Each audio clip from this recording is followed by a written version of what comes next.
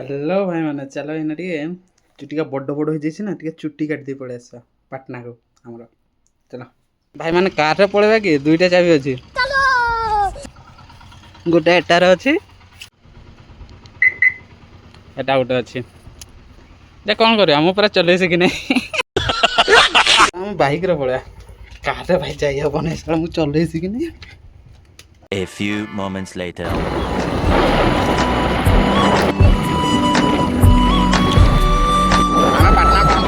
काम सारी चुटी काटिद आमको यहाँ लगे से ढेर समय लगे चुटी काटते घर को जाते जहाँ 2टा बज भल लगुच चलो यही रहा आम पाटना मंदिर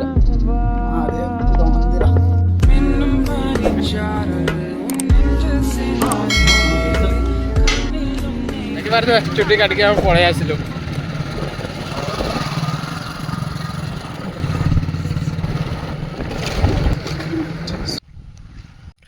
वर्तमान मु चलली घर को जाऊँगी जदि आपण को वीडियो भल लगी चुटी कटा